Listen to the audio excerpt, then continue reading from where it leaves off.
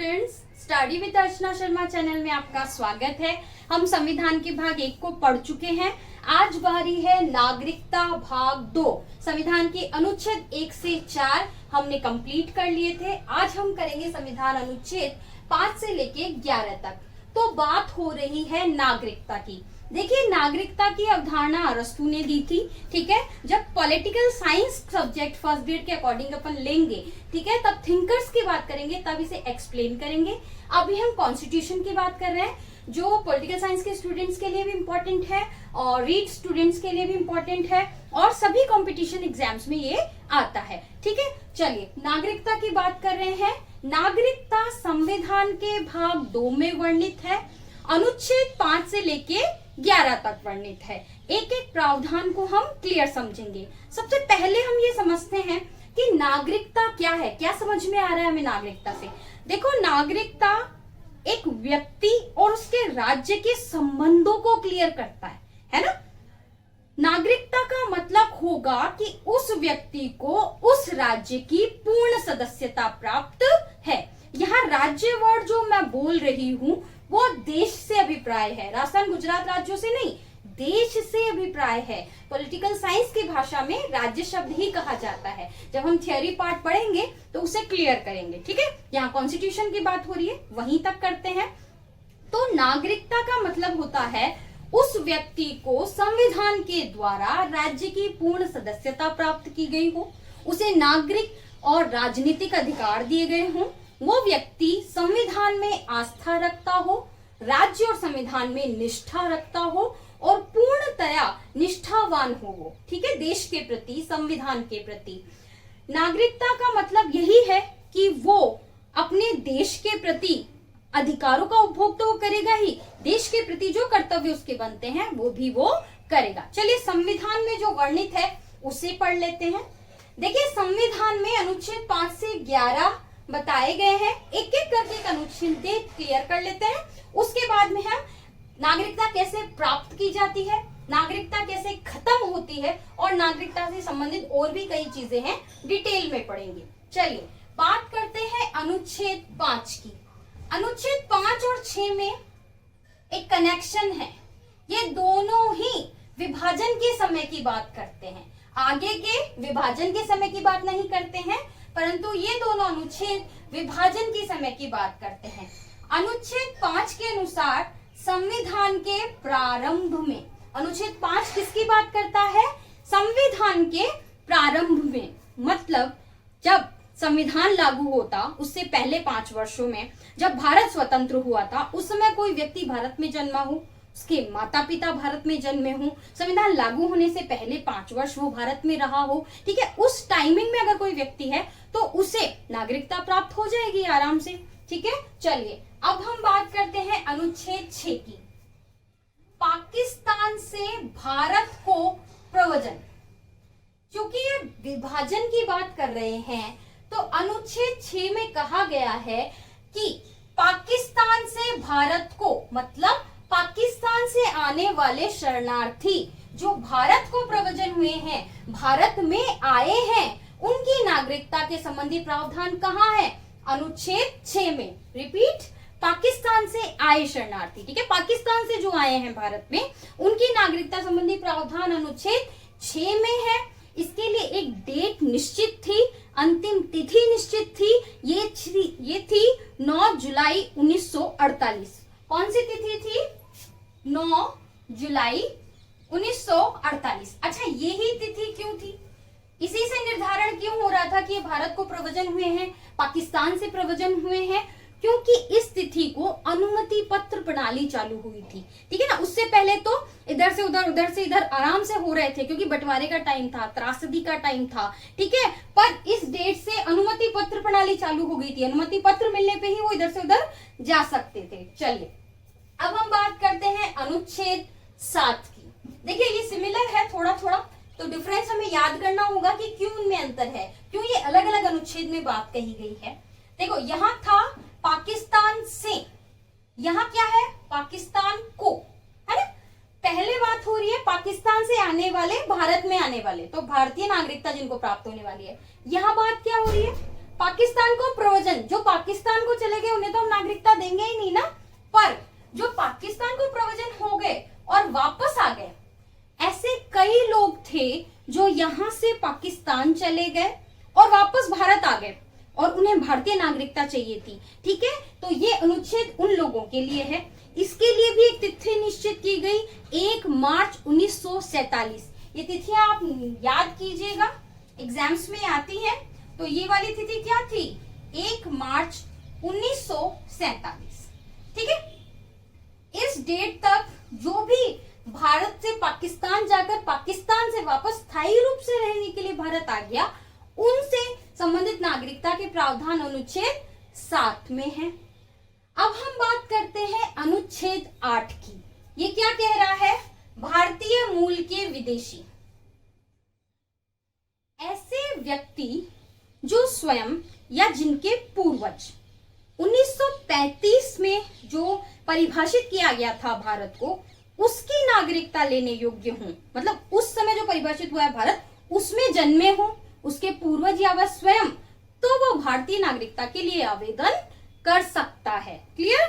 चलिए अब हम बात करते हैं अनुच्छेद 9 की, एकल नागरिकता। अनुच्छेद 9 क्या कहता है, एकल नागरिकता। इसका मतलब है कि वो दूसरे देश की नागरिकता समाप्त कर, एकल नागरिकता का मतलब होता है वो सिर्फ भारतीय नागरिक हो। ठीक है ना, किसी दूसरे देश की या किसी राज्य की नागरिकता की बात नहीं हो रही, सिर्फ भारतीय नागरिकता की बात हो रही है। मतलब अगर हमारा कोई नागरिक दूसरे देश की नागरिकता प्राप्त कर लेता है तो स्वतः उसकी नागरिकता खत्म हो जाएगी, क्योंकि हमारे यहाँ एकल नागरिकता का प्रावधान है। एक व्यक्ति एक ही नागरिकता रख सकता है, भारतीय नागरिकता। अगर वो दूसरी नागरिकता रखेगा तो भारतीय नागरिकता स्वतः समाप्त हो जाएगी। क्लियर? चलिए अनुच्छेद 10, अवैधानिक तरीकों से छीनना।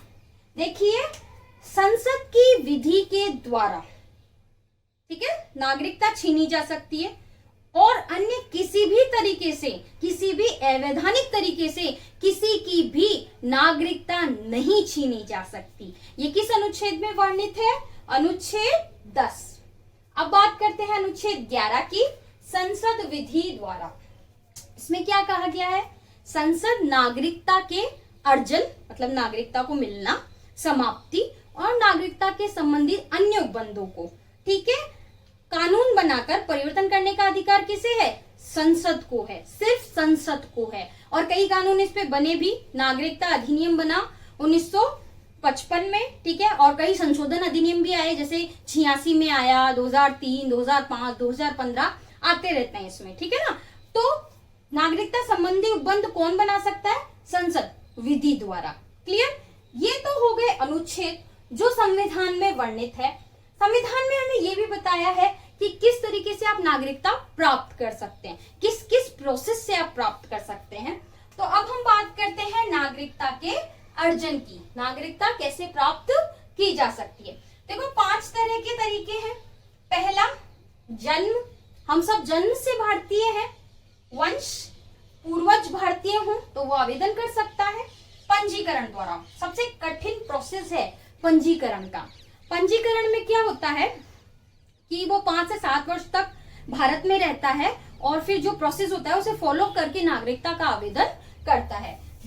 चौथा है देशीयकरण द्वारा, मतलब कोई विदेशी व्यक्ति नागरिकता का आवेदन कर सकता है ना, पर उसके लिए कुछ शर्तें हैं। जैसे वो जिस देश का नागरिक है वहां की नागरिकता त्याग दे, वो ऐसे देश का नागरिक नहीं हो जहां पर देशीयकरण द्वारा हम भारतीयों को नागरिकता देने से रोका जाए, ऐसा कानून वहां होगा तो उस देश के नागरिक को भारतीय नागरिकता प्राप्त नहीं होगी।